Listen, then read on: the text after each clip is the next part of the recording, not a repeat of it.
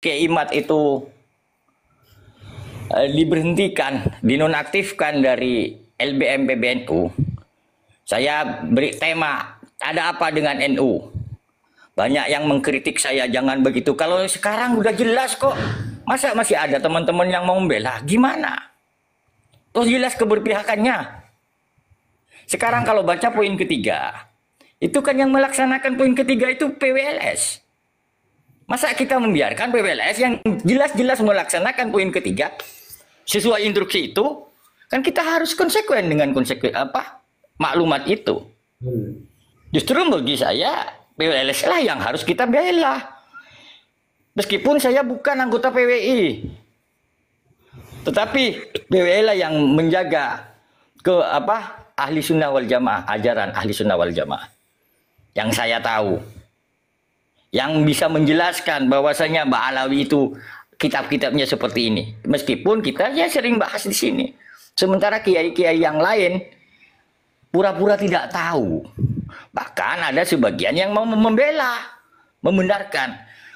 Kalau masalah nasab barangkali masih belum yakin atau apa, tetapi ini masalah akidah loh. Masa ke Mekah mau ke Hadramut? Rukun Islam mau dirubah jadi mar'ab jadi 6. Ini kan jadi pertanyaan bagi kita. Ini mohon maaf bagi teman-teman yang barangkali tidak sependapat dengan apa yang saya sampaikan. Tetapi kan kita harus sampaikan hal ini. Sekali lagi saya nggak mau sesat berjamaah, terutama anak cucu saya nantinya. Ada nabi baru juga, dolalah nabi baru yang ke-26. Jangan lupa. Alhamdulillah. Dan ini menurut saya PBNU itu nggak tahu situasi dan kondisi ya. Ini yang seharusnya kita pelajari. Orang nggak selamanya bisa didikte sedemikian rupa. Seharusnya dengan waktu pemilu dan lain sebagainya itu kan seharusnya jadi ukuran. Seberapa besar masyarakat ikut kiai dalam konteks pemilu. Begitupun dengan hal ini. Mana mungkin umat itu yang sudah tahu menyatakan meskipun kiai itu menyatakan onta bertelur atau air laut manis, nggak akan diikutin. Nggak akan diikutin. Seharusnya itu yang harus diingat gitu loh. Jadi jangan dianggap seperti seperti umat itu seperti kambing conge gitu. Gara-gara ada sami'na wa ta'na, nggak seperti itu sekarang.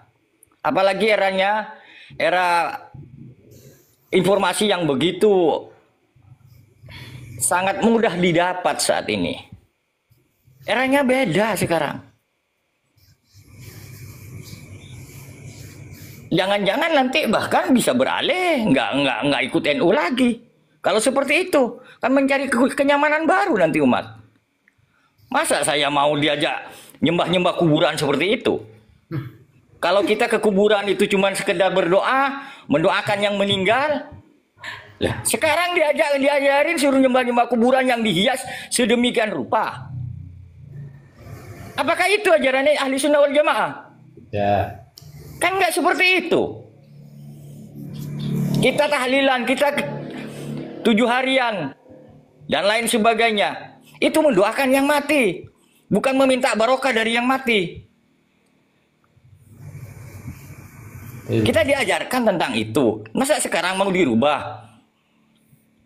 Bungkuk-bungkuk begitu. Ini yang menurut saya seharusnya dipikirkan lah. Lah, yang mau bela, oke lah.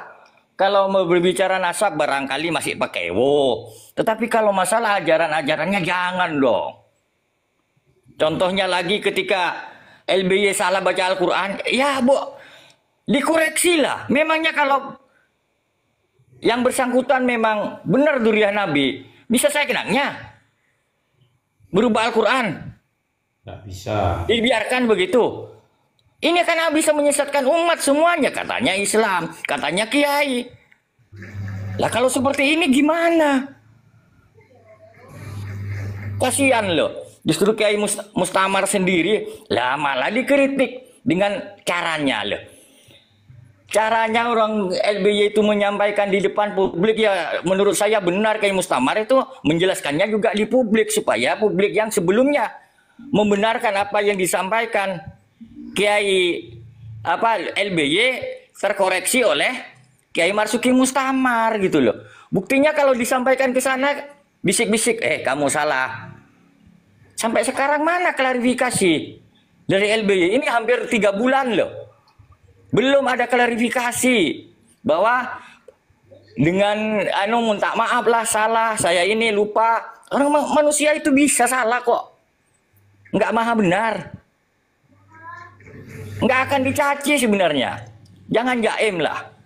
Ketika berbicara akidah itu jangan jaim. Kita tetap mengedepankan akidah itu. Nggak perlu lah. Tapi faktanya mana? Nggak ada. Untungnya Kiai Marzuki Mustamar. Barangkali kalau nggak ada Kiai Mustamar, siapa yang akan mengkoreksi itu? Ini kalau kita lagi tadarus, bulan puasa, pakai speaker, pakai pengeras suara, tiba-tiba ada salah satu Habib umpamanya salah ngaji. Apakah kita nggak boleh menegurnya, meluruskannya?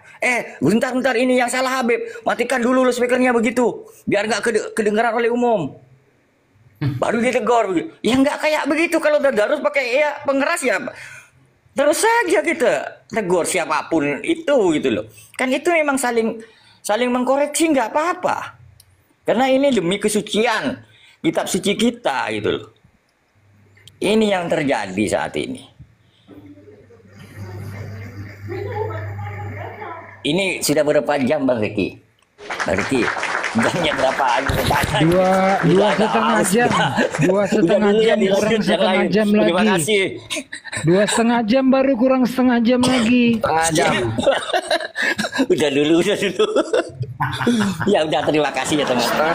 Dilanjut lagi lah. Biar gantian gitu loh. Mau rokokan dulu. Ya mantap Pak Gus, nek karo ngomong lantang. Jadi kalau Duriah Nabi itu emang seenaknya bisa baca Al-Quran sholat, sesi, ya itu keren.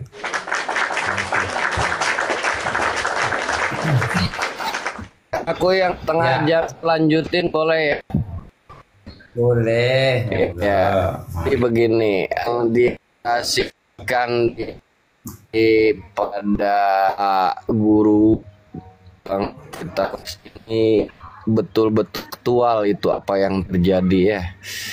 Dan sekarang memang Mbak Alwi ini memang sudah berarti perpecahan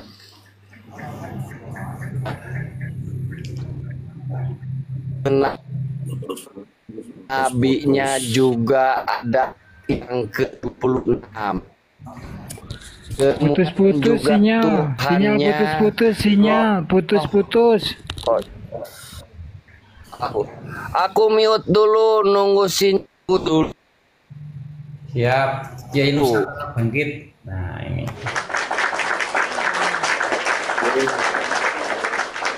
Ke Pak Dul ya, Pak Dul mohon izin Pak Dul. Jadi saudara-saudaraku semuanya, tahukah kita bahwa hari ini kita ini sedang dijajah, tapi tanpa senjata, diserang, tapi tanpa tentara, dan kita ini tanpa disadari kita ini terperdaya. Inilah bentuk penjajahan paling licik. Apa bahasanya kalau dalam konteks perang ini ya, perang peta peperangan di dunia ya, itu adalah perang non konvensional atau bahasanya perang generasi kelima.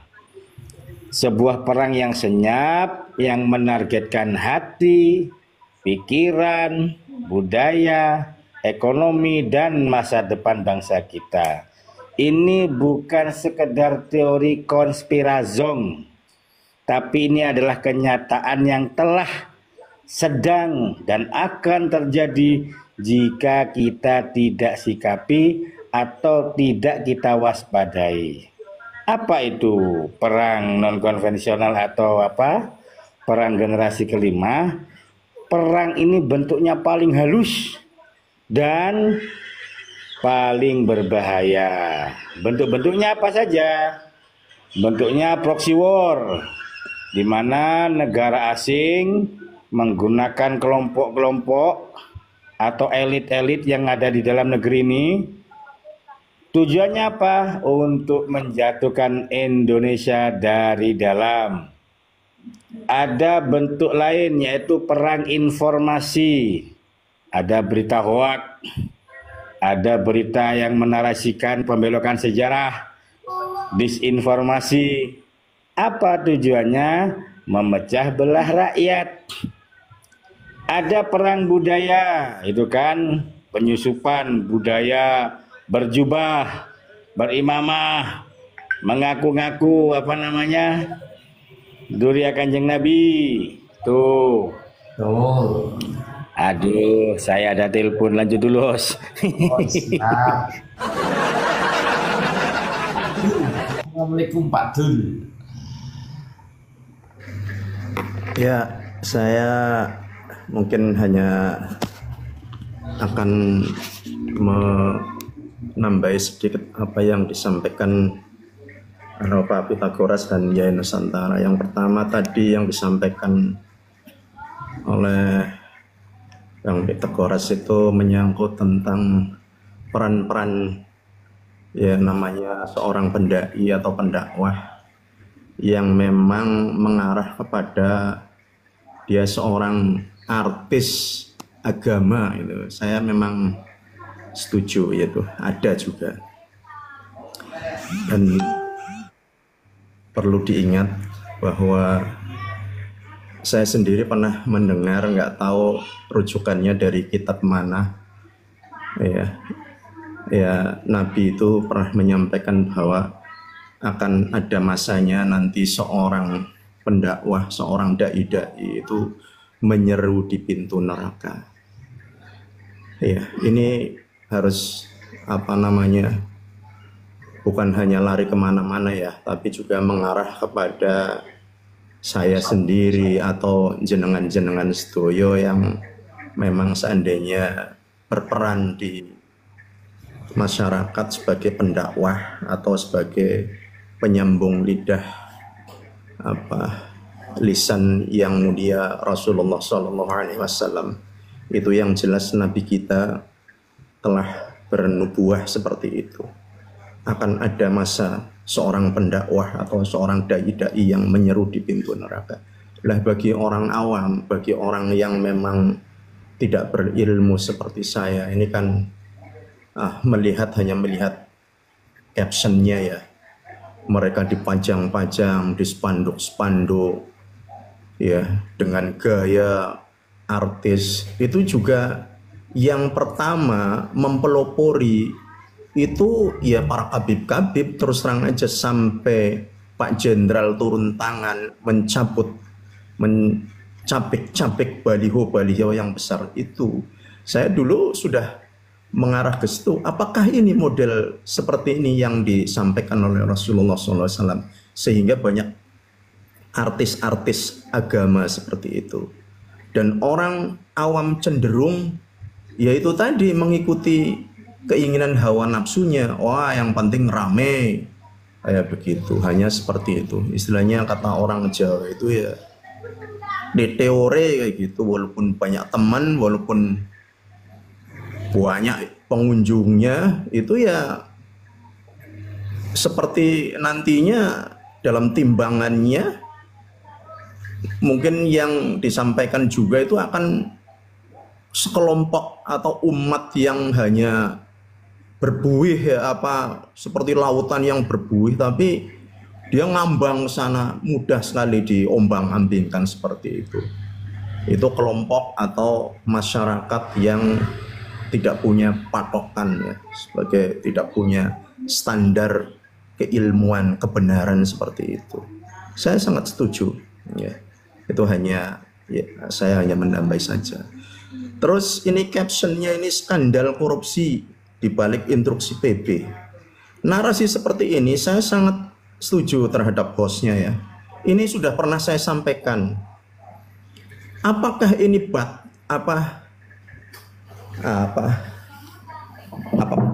saya lupa ini benar apa ya istilahnya, imbal balik kayak gitu ya, istilahnya itu timbal balik dari sebuah skandal ya. Sehingga dalam hal ini pemerintah yang berperan itu kan Departemen Agama ya, terutama ya. Apakah untuk menutupi, terus terang aja, narasi ini sudah pernah saya sampaikan di komalnya siapa. Apakah Kementerian Agama membiarkan apa yang terjadi sekarang ini di masyarakat ya, gaduh nasab ini kok enggak ditanggapi ya, baik Menteri Agamanya maupun MUI-nya kok seolah-olah nggak ngerti loh, nggak ngerti keadaan yang itu tadi. Tolong kami masyarakat itu yakinkan bahwa kalau memang palsu ya palsu, kalau toh memang asli ya yakinkan kami masyarakat untuk memang seperti itu, kayak begitu. Ya, jangan dibiarkan. Terus sampai muncul ini hostnya bilang skandal korupsi di balik instruksi ya siapapun ya, PB mana itu ya. Itu saya sangat setuju, memang perlu diangkat juga ini host ya. Karena sebelumnya saya sudah bernarasi seperti itu di komalnya siapa ya. Ini. Ya saya kira ya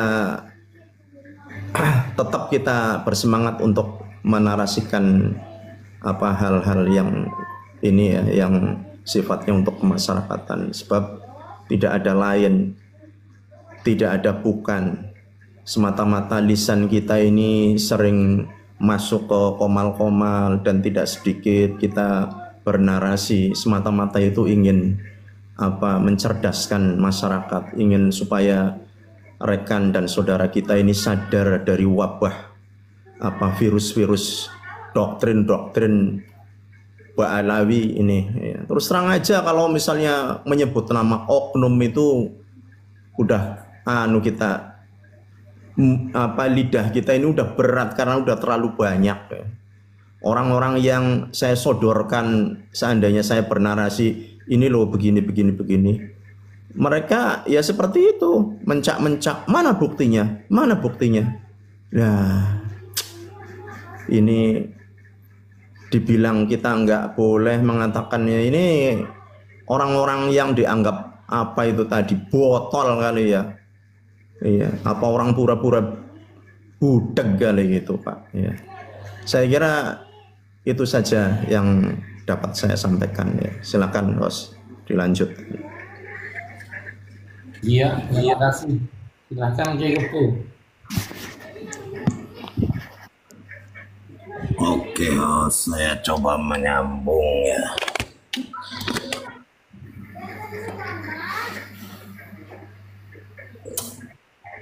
Menyikapi fakta bahwa PBNU bukan hanya jadi muibin tapi menjadi bagian penting dari Ba'alawi.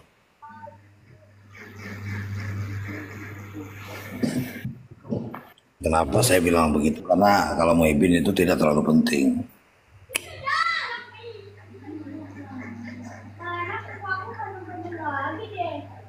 Sebagian muibin itu jadi temori,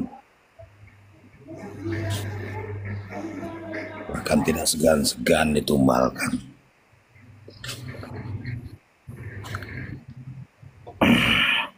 Ayo kita coba analisa, apa sih? Apa betul karena jual beli kepentingan, karena sebuah kepentingan? Dari awal saya melihat atau mendengar, saya belum pernah membaca, tapi saya selalu mendengar kawan-kawan membaca ya, karena kebetulan saya nggak dikirimi. Bahwa saya bilang ini pengkhianatan secara ideologis. Nanti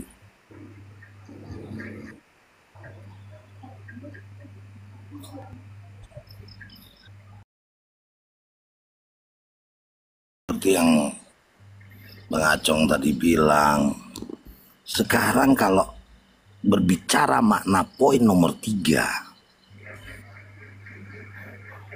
itu yang mati-matian PWI. Iya kan? Sementara pernah saya katakan bahwa sebetulnya tanggung jawab moral itu ada di kiai-kiai PBNU yang ikut mengglorifikasi mereka ini.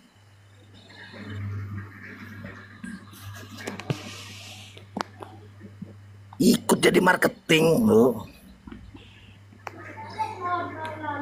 Banyak buktinya kalau kita mau buka di video-video itu. Mengatakan ini wali, begini-begini. Nah, ketika terbukti palsu atau ada indikasi palsu, harusnya kan mereka yang paling bertanggung jawab. Ini menelisik apakah benar ini palsu yang kami kasih ke umat ini, yang kami dorong umat ini untuk mencintainya, untuk mendengarkannya. Apakah ini benar palsu? Lalu bagaimana dengan ajarannya?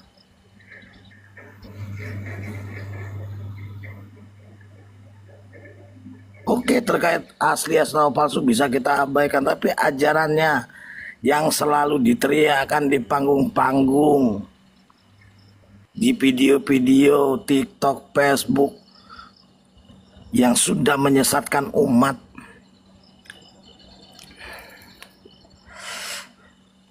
Kalau boleh saya tuntut itu para kiai yang mendorong dulu bahwa Ba'alawi ini zuriat Nabi. Ketika umat tersesat, maka kalian jangan cuci tangan, Bung. Kalian punya andil besar atas tersesatnya umat ini.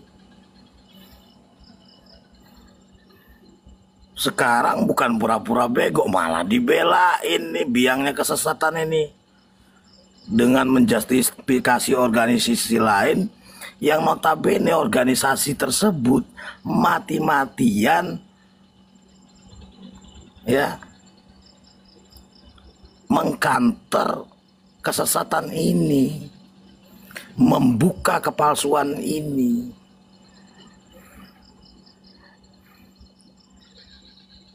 Ini loh, saya bilang logika dirusak.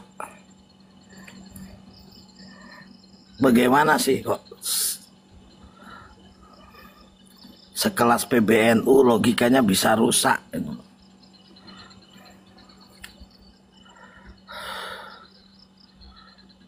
Bukannya didukung atau berdirilah di tengah-tengah, ayo kita buktikan. Atau katakan, oh ini sesat.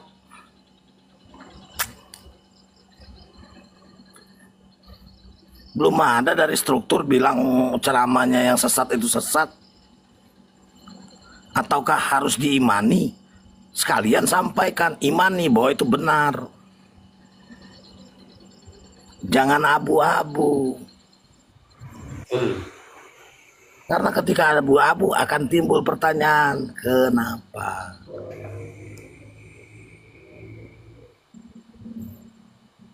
Maka saya ajak bersama-sama, khusus Fatihah malam Jumat, khusus ya, buat Mas Aye pendiri NU, adukan masalah ini.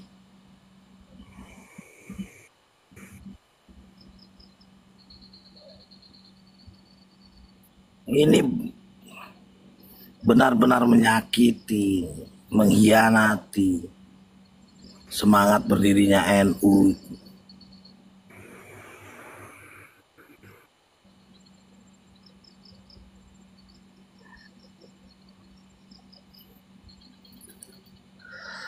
Lanang tulen ya, orang punya strategi masing-masing dan orang punya level kecerdasan masing-masing, intelektual masing-masing, dan janganlah pernah menjadi orang lain, jadilah dirimu sendiri, maka suarakan apa yang ada di pikiranmu.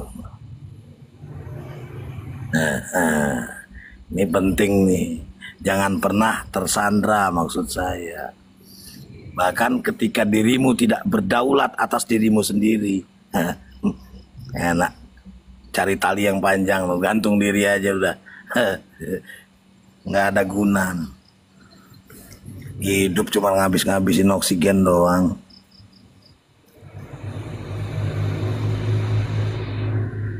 Kacau kan?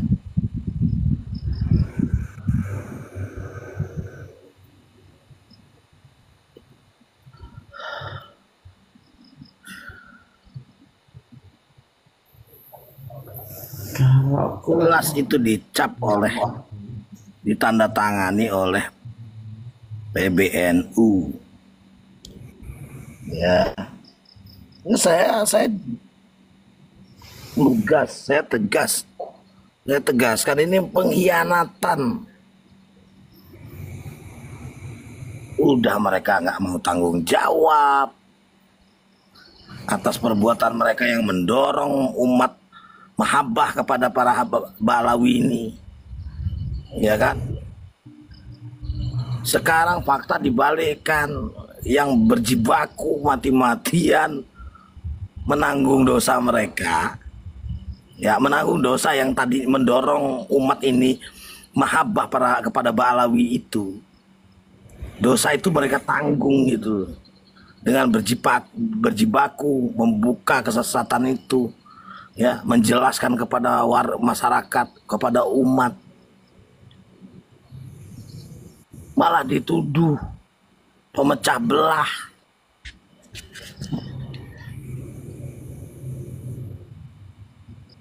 Sakit ini, no.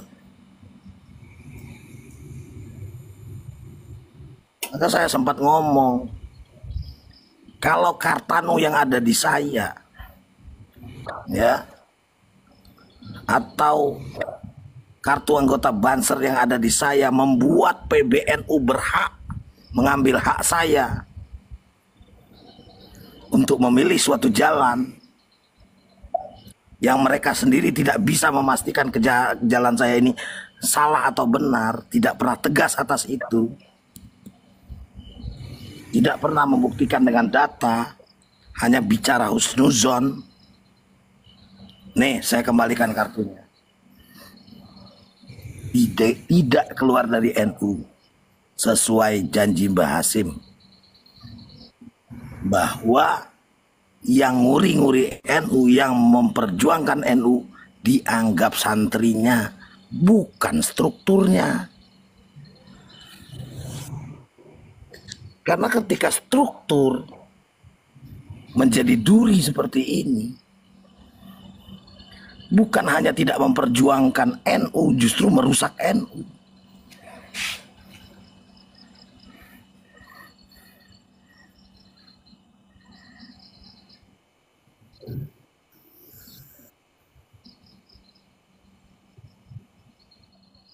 Saya nggak tahu logika apa yang mereka pakai, ya, atau teori apa yang mereka pakai, saya tidak tahu. Ini ibarat orang yang narik kita dari sumur, ya, pakai tali. Tuh orang yang narik kita lemparin.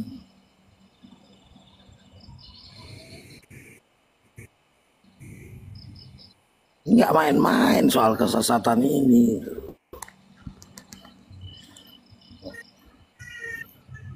Dia memutuskan tidak, mengkaji juga tidak.